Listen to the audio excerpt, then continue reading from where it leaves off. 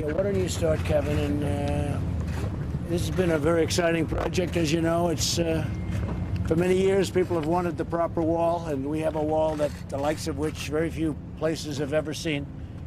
And I want to thank all of the people, General Semonite from the Army Corps of Engineers. We're working very closely with them. I want to thank Kevin and all of your staff, because what they've done is beyond. And I wanted to show you some of the details of the wall. You can see a pretty good view. This is going to be close to 500 miles by the time we finish. Those are the areas that are most important. After we're completed that should be done pretty close to next year. It'll be over 400 miles, and we think we can get it close to 500 miles by the end of next year, depending on certain terrain conditions.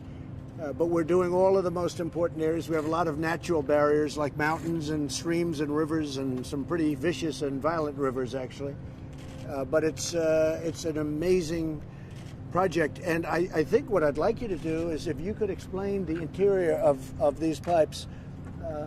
The wall is 30 feet high. We also have 18-foot wall. We have a combination of 30 feet and 18, depending on the area, depending on the importance. Tijuana is right over here. There are thousands of people over there that had been trying to get in. Tremendous cooperation from Mexico, and the president of Mexico has been fantastic. All of Mexico has been fantastic. As you know, right now they have 27,000 soldiers. So in addition to the wall, we have the soldiers. Now the wall still obviously has a ways to go, but we're building it at a breakneck speed. I wanted them to show you the interior of parts of the wall and what's inside of each individual slat. And you'll see it's a combination of steel, concrete, and as one of the folks just said, it really is virtually impenetrable. Any walls that were put up would get knocked down very quickly, very easily. This wall is not something that can be really knocked down. I guess anything can, but this is very tough. And it goes down 6 feet. It's 3 and 4 feet wide. The concrete, you see it right here, it's exposed. And I might ask General Semonite to say a few words about it. And I'd like to bring them right up, look at the inner tube to see what happens, because after the wall is up, we pour concrete, and concrete goes into the tube. And in addition to that, we have rebar. So if you think you're going to cut it with a blowtorch, that doesn't work because you hit concrete. And then if you think you're going to go through the concrete, that doesn't work because we have very powerful rebar inside. So it's a very powerful wall, the likes of which probably to this extent has not been built before. This is an area, because it's so highly trafficked, this was one of the most dangerous areas. We have a double wall. We have a wall on both sides. One is 18 feet. That's your border, and the other one is 30 feet. And everybody, if they should be able to make that, this is where people are waiting for them.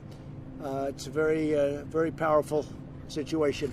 So, General, maybe you could take over for a couple of minutes, and then I'll take it back. So, Mr. President, I want to build on your comments. This is a system. It is both the two walls, but it also is road networks down through the middle and the back, so that Customs and Border can go ahead and continue to be able to move around it.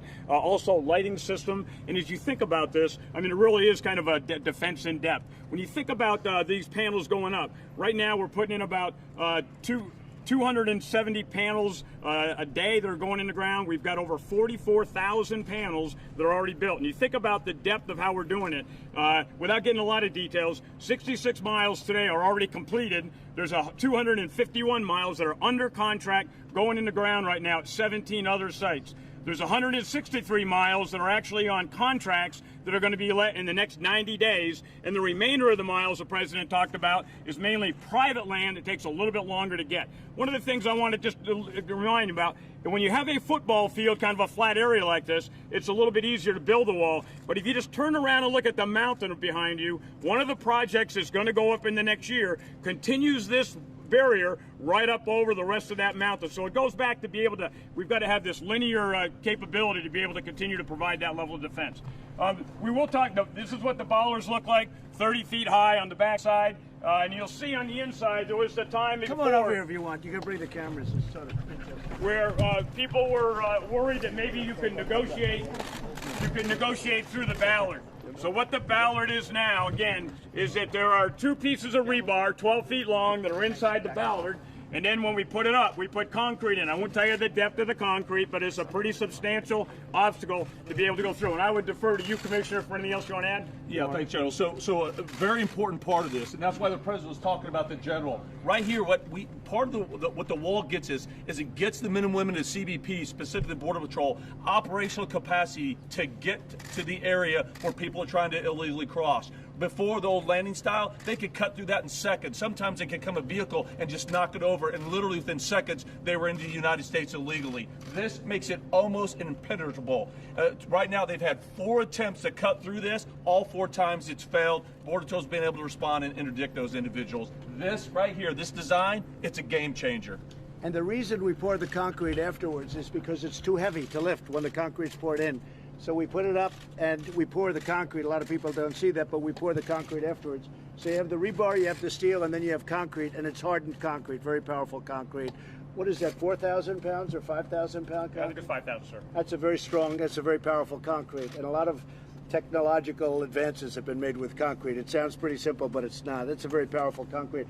So you have the rebar, you have the outer crust, and you have the inside is concrete, and it's pretty amazing. And again, the concrete's poured after it's up. They pour it through funnels and cover much of the territory of the bollard. Mr. President, also, this is a great view to look at the anti-climb. I defer to the Commissioner to explain what that panel does. Hey, you know what? I'd actually turn this over right now to our Chief Patrol Agent right now, Agent Harrison. He's really going to be able to give you, from an agent's perspective, exactly the magnitude of what this wall, the operational capacity, gives the Border Patrol agents. Thank you, Commissioner and Mr. President. So you know, sir, this is the wall that the agents asked for. And they wanted me to tell you personally that they appreciate this, and not only this here, but the extension that's bringing the secondary out, further out. They really appreciate it. It makes them safer, it makes the community safer, and it allows us to make that apprehension here in the border zone, as opposed to getting in vehicles and getting in pursuits on the highway. We want to make that apprehension here. Well, you know, just in terms of the quality, I came with the Border Patrol. We worked with them very closely. I said, fellas, how about doing a less expensive version? They said, well, this is the version that works, including the poured concrete in the steel with the rebar and everything else. That's the Rolls-Royce version. Then I said, well, fellas, how about doing one wall instead of 2? In a lot of areas we have 2 where you have tremendous amounts of people on the other side trying to break through. We know exactly where those areas are, Tijuana being over here, as I said. And they said, well, sir, 2 works much better in these areas, a lot more expensive. So we have at the one side on the border 18, and then we have over here 30 feet. And I think one of the things you were asking, Mark, and wanted somebody to explain is the protection on top, how that stops. It's a anti-climb device. If you look at the steel on top, it's also structural, but actually it was there more importantly for anti-climb. Do you want to explain that? So it's the panels up there. So it's one thing to figure out how to navigate the vertical post, but the transition at the top makes the climb orders of magnitude more difficult. It requires different equipment, different tools, different skills, and so it's the change as we get to the top that adds to the protection of that fence, sir. And again, anything that we can do to give the Border Patrol agent even a few more seconds, a few more minutes to respond, that's a game changer. And sir, if you don't mind, I think this is important to talk about. The Chief Patrol Agent just mentioned is that there's a false narrative out there that this wall is the president's vanity wall. I'm here to tell you right now that's false. This president, this administration, what they did is exactly what the president just explained. He reached out to the experts, to the Border Patrol agents that are on the front lines every single day, risking their lives, protecting this country, enforcing the laws that Congress enacted. He reached out to those agents, to those line agents, and asked, what do you need to do your job more effectively to secure and safeguard this country? And those Border Patrol agents said, we need this. So this president, thank you. You listened to the agents and you gave them exactly what they asked for. This is your maximum that you could do. And one thing we haven't mentioned is technology. They're wired so that we will know if somebody's trying to break through. And you may want to discuss that a little bit, General. Sir, there could be some merit in not discussing that. Okay? I like that. That was a great answer. I'll just tell you they're wired, okay? They're wired. It's technologically very advanced, all set up for cameras any place we want. We have all of the everything we need, but it's all set up for cameras, for anything. You've been hearing drone technology. They're all wired out for drone technology. Anything you want, we have. And frankly, this is the right time to do it, because to do it later after it's built is very expensive. This way, it's mostly just adding wire. So we're all set up to adapt. And that's the story. We have certain areas like this where you have double walls. If you look behind, you can see how that goes up the hill. And that goes many miles in that direction. And we're starting now many miles in this direction. We also have, it all fits together like a puzzle. How many sites would you say over the next period of time will have been started construction? So probably about 35 sites at any one given point, all working. And some of the contractors, actually, if they build in 5 miles, they might be having one on one end, one on the other, and one in the middle. So they get the maximum amount of people building at the same time. So we have different bids and different contractors. This is one contractor, an excellent contractor, by the way. They're doing a really good job. But we have many contractors bidding on many different parts in different states. In Arizona, New Mexico, where I just left, we have great contractors bidding, and we're starting walls in New Mexico. The Arizona walls are moving along really well. They're really moving along rapidly, and they need them desperately. And part of the beauty, sometimes you'll see the tunneling where they go under the wall. Here, this goes down, the concrete goes down very deep. It's very hard to tunnel. You can't tunnel. It's actually dangerous, but at a certain point you hit rock, so you can't tunnel. So we have it covered underground, we have it covered overground, and this is, as I said, this is the finest you can do. I said, let's do it differently. We don't have to go 30 feet. They said, sir, if you don't go 30 feet, it won't be the same because of the climb. We actually built prototypes, and we have, I guess you could say, world-class mountain climbers. We got climbers. We had 20 mountain climbers. That's all they do. They love to climb mountains. They can have it. Me, I don't want to climb mountains, but they're very good. And some of them were champions. And we gave them different prototypes of walls. And this was the one that was hardest to climb. And we've all seen the pictures of young people climbing walls with drugs on their back. A lot of drugs. I mean, they're unbelievable climbers. This wall can't be climbed. This is very, very hard. And what the panel does on top, as I said, is structural, but it's also very hard to get by that panel. Plus, it's designed to absorb heat, so it's extremely hot. The wall is, you won't be able to touch it. You can fry an egg on that wall. It's very, very hot. So if they're going to climb it, they're going to have to bring hoses and water, and we don't know where they're going to hook it up because there's not a lot of water out here. So it's a very, very hard thing to climb. We were thinking about an all-concrete wall. This is a much more expensive version, but they want to be able to have a vision looking through Mexico, looking in both directions. They have to be able to, because otherwise you have a block. You can't see what's going on the other side. They could build, literally, they could have a group of some pretty tough people out there, and we don't want to do that. You may want to explain that. Why would you need this vision? It was so important because, frankly, an all-concrete wall would have been a much less expensive wall to build.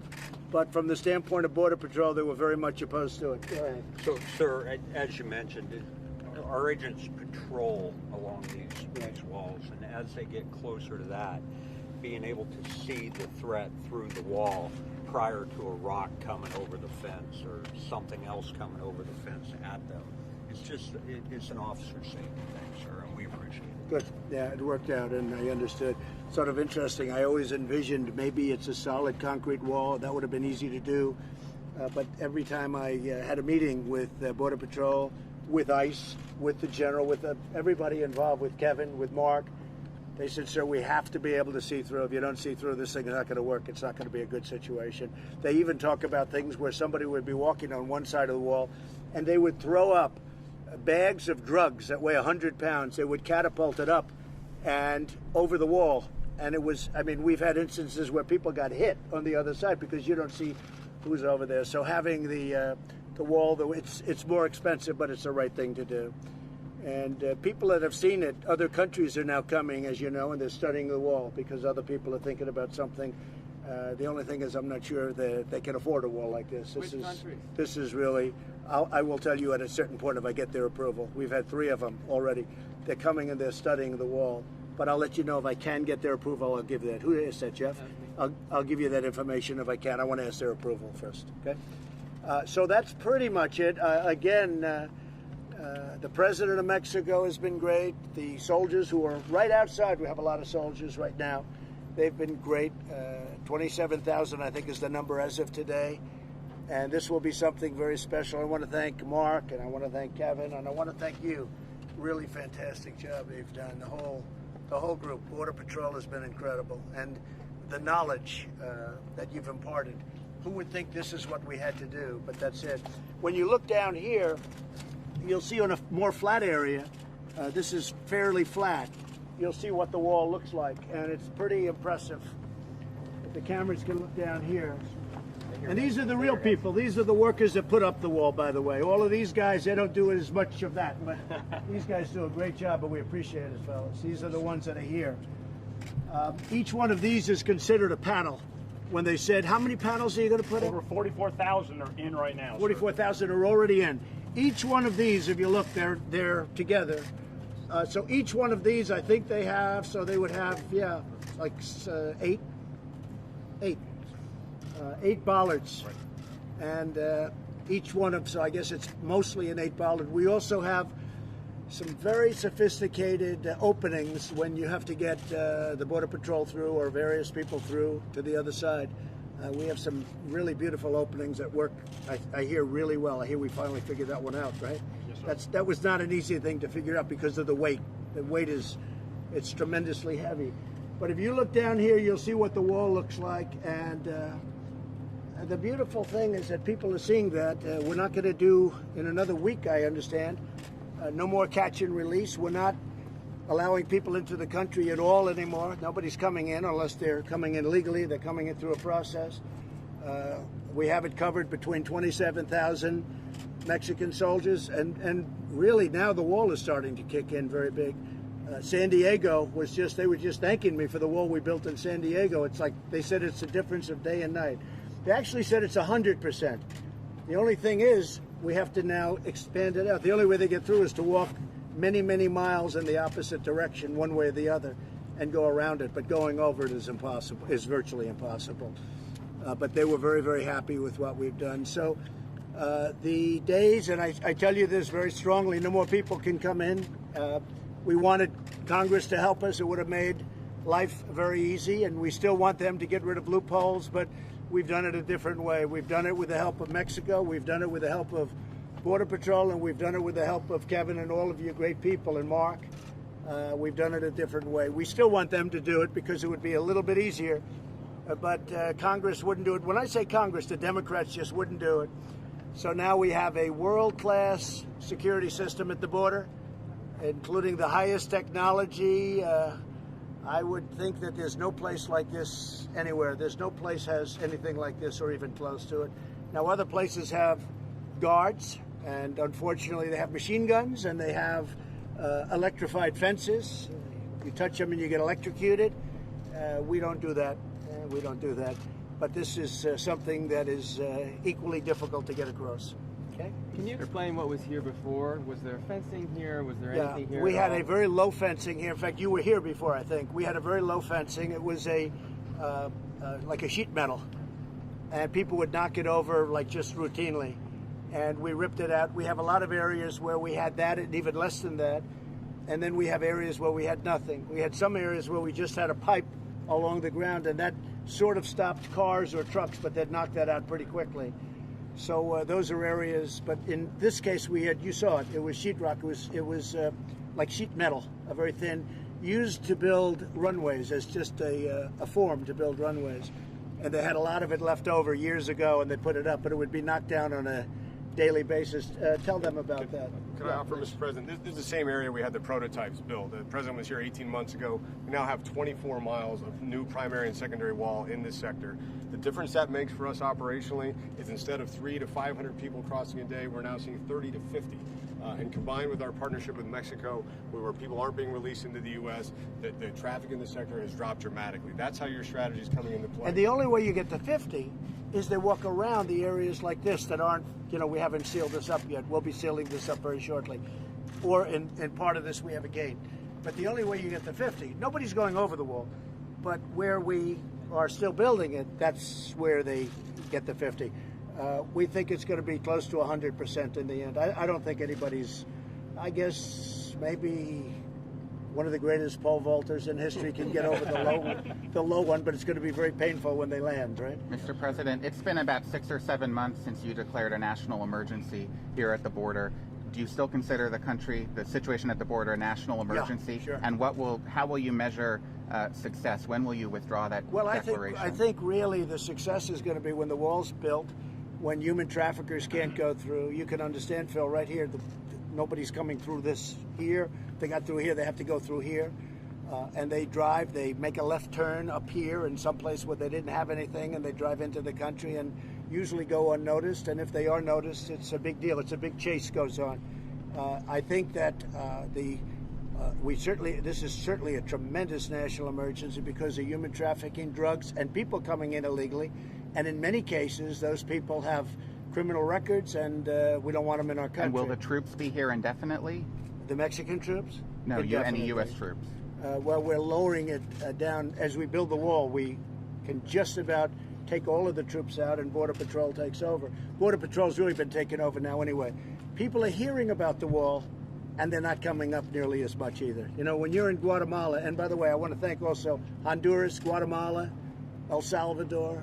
The leaders of those countries have really been working with us very strongly, and in all fairness, they weren't at the beginning, but they are now. And in a couple of cases, in all cases, ultimately, we'll be doing the Safe Third agreements. We already have them. In certain instances, we already have them, and we're talking about that. But the thing is, when people see this, and it's, you know, one of the reasons I'm doing it today, people see this and they say, hey, there's no reason to make that long journey up because we're not getting into the United States.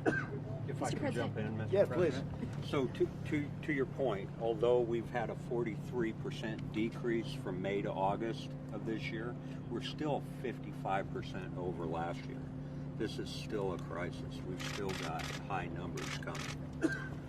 For the Mexicans who do want to come over illegally, is the administration doing anything to streamline immigration? Well, if they come over illegally, they're not going to be able to get over. So they're going to try and come in, so that if they want to try and come in, when the wall is built, it will be virtually impossible to come over illegally. And then we're able to take Border Patrol and put them at your points of entry where you need some extra help and extra protection. And we're able to do a lot of things. But the numbers now are way down. And as the wall goes up, literally as the wall goes up, the numbers go down. But also the Mexican soldiers have been incredible. They've really done a good job. For the great Mexican citizens who want to come over legally, are we doing anything to No. When they want to come over legally, we make it absolutely, in my opinion, it'll be easier. They'll have passes. They'll have whatever we're going to sign. That's being worked on right now. And the farmers won't be hurt at all when we have, you know, as you know, we have many people coming over from Mexico and from certain other countries, and they're coming through legally or they're coming through with a work pass. And do you want to explain that, man? Sure. I mean, our neighbors from Mexico, we have 400,000 that cross the border almost every day. We have two of the busiest points of entry in the entire country right here in San Diego, San Isidro and Otay Mesa.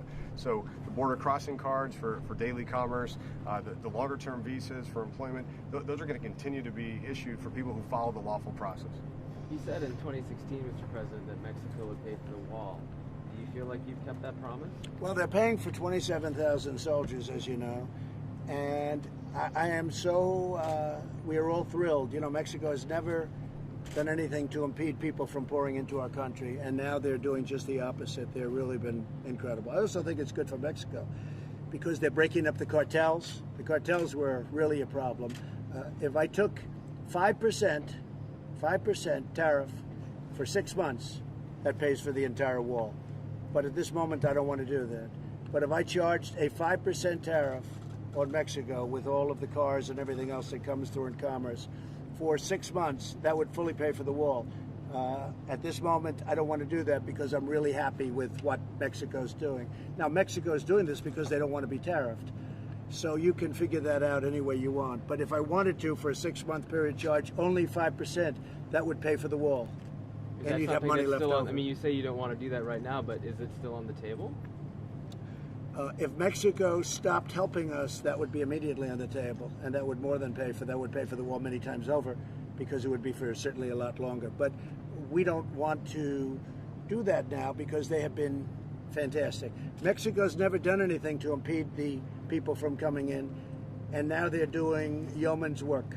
Yeoman's work, 27,000 soldiers on today, yes. Mr. President, there's been a great deal of turmoil at the Department of Homeland Security the last several months. I don't think pretty there much has. every person leading that agency is in an acting capacity. Well, Are you being going to fired because they weren't doing jobs, and some of them were there for a long time. When will you make permanent appointments there? Yeah, I'm very happy. I can say I haven't announced it yet, but I'm very happy with many of the people there, and we'll be announcing things in the future. I mean, there were many people that were there for a long period of time, and I wasn't happy with the job they were doing. And who could be happy?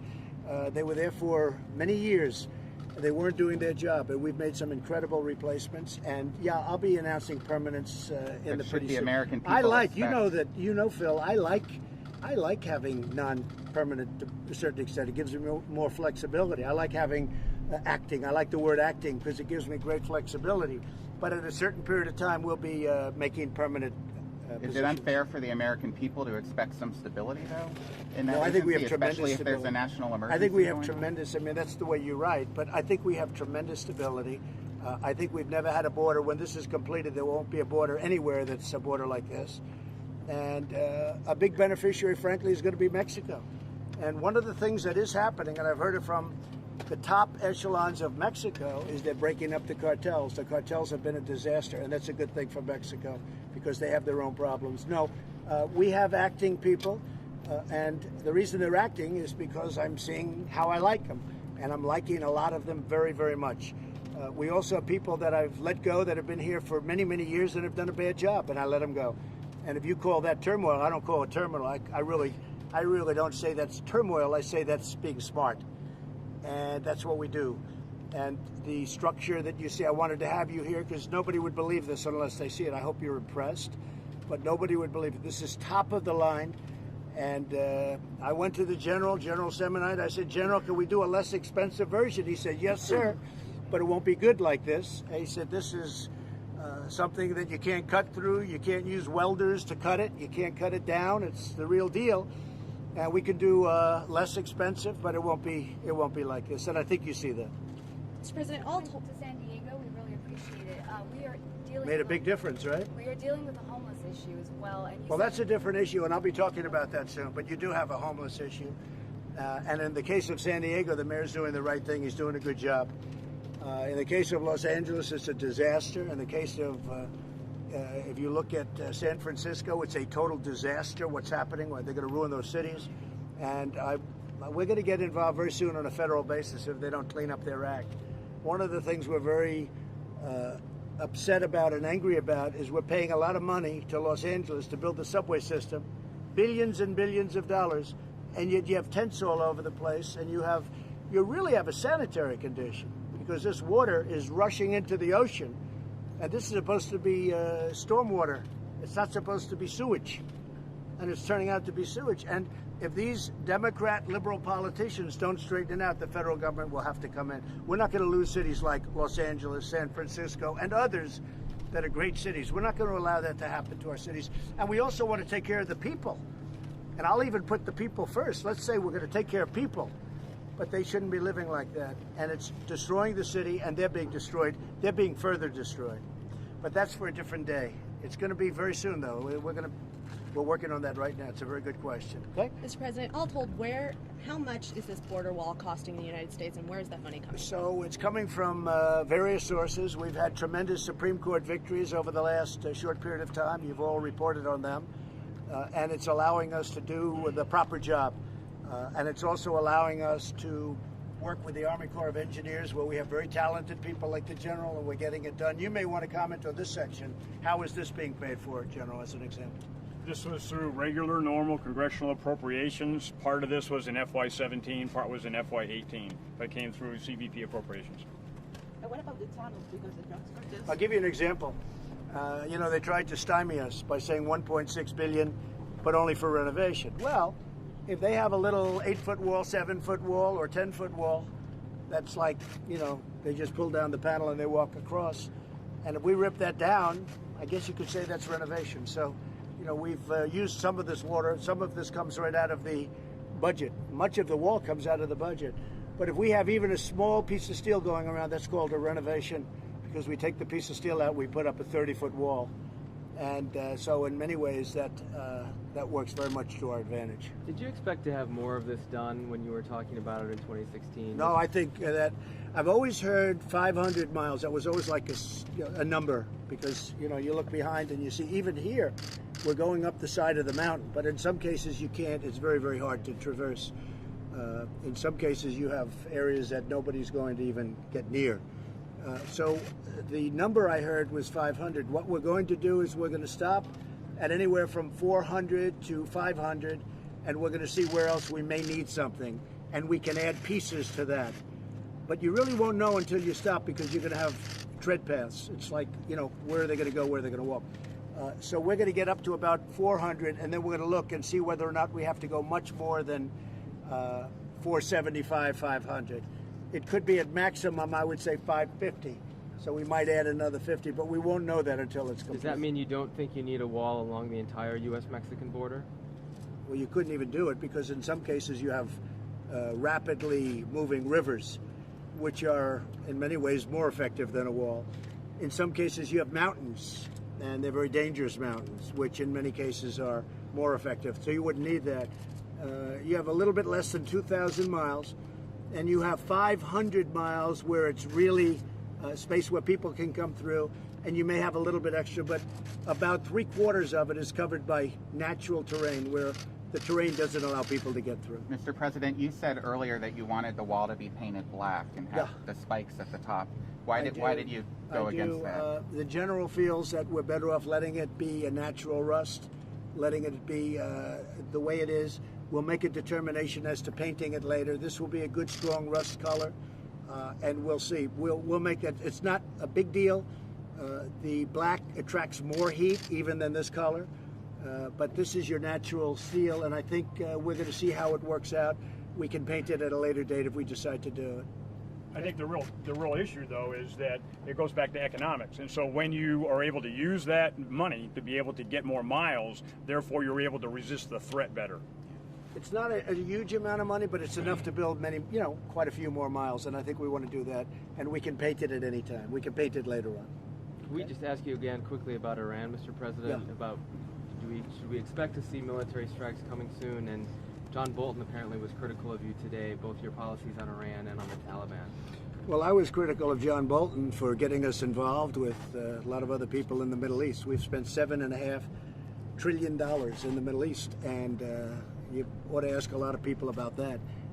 We are doing it the right way. We're doing it the smart way. It's very easy to go in. We could go in one instant, just one phone call. We could go in, and we'll see. And that might happen. That might happen. But we will see what we will see. John was not able to work with anybody, and a lot of people disagreed with his ideas. And a lot of people were very critical that I brought him on in the first place because of the fact that he was so in favor of going into the Middle East, and he got stuck in quicksand. We became policemen for the Middle East, and it's ridiculous. So, and I've always felt that. I always felt it. From day one I felt it. Even though I wasn't in government, I felt it. But I think that you will see what happens, and we'll see what happens. He also said on your North Korea policy that negotiations with the North Koreans were doomed to failure. Well, it's today. easy to say that. He may be right and he may be wrong. I mean, let's see what happens. Only time will tell. In the meantime, for 3 years, there's been no nuclear testing. We've gotten our hostages back. We've gotten our great soldiers back who were killed, with many of them, and many more are coming back. We have many more coming back. And the families of those, we call them our heroes. And they were our heroes, and they're coming back. And the relationship is good. So I think that's better than somebody that goes around and saying we want to use the Libyan model. He said the Libyan model. That set us back very badly when he said that. So I think John really should take a look at how badly they've done in the past, and maybe a new method would be very good. Now, with all of that being said, maybe a very powerful attack. We've never had a military as strong as our military right now because of what we've done. And when I first came into this position, our military was in very, very depleted, sad shape. And you mean a powerful attack against whom, sir? I'm not saying anything. I'm saying there may be a very powerful one, and maybe it won't be necessary. We'll see. With regard but to I will Iran. tell you, guys like Bolton and others wanted to go into Iraq, and that didn't work out too well. All right, that didn't work out too well. That was a horrible idea, It was, and I put him in anyway. And frankly, everybody knows if you move wrong, he wants to, he doesn't realize that you get stuck. You get stuck. And they got stuck, and I'm unsticking it, okay? I'm unsticking it.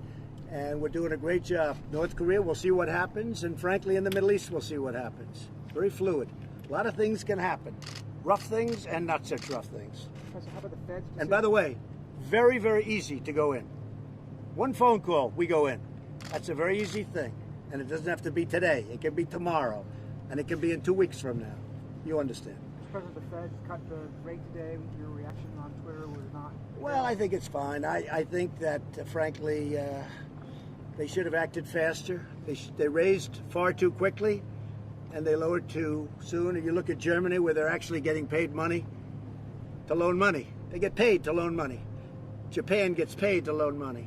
And we're a much better credit than anybody in the world. We're a much better credit. And because of our Fed, we're actually paying interest. So I'm not a fan. We have no inflation. We have an unbelievable economy. We have no inflation. That's a very big thing, Peter. So he just did this a little while ago. Some people thought he might do 50 instead of 25. He did 25. I figured he'd probably do 25. I think that they made some mistakes. And the mistake was he raised too fast and he lowered too slow. But despite that, we have a great economy. We're the greatest economy in the world. We're doing really well. Our businesses are doing very well. And regardless, but I thought it would give us an advantage. When other countries are doing it and we're not doing it, it becomes a little bit tougher competitive-wise, but we're so much better than everybody else, it really doesn't matter. I want to just thank everybody.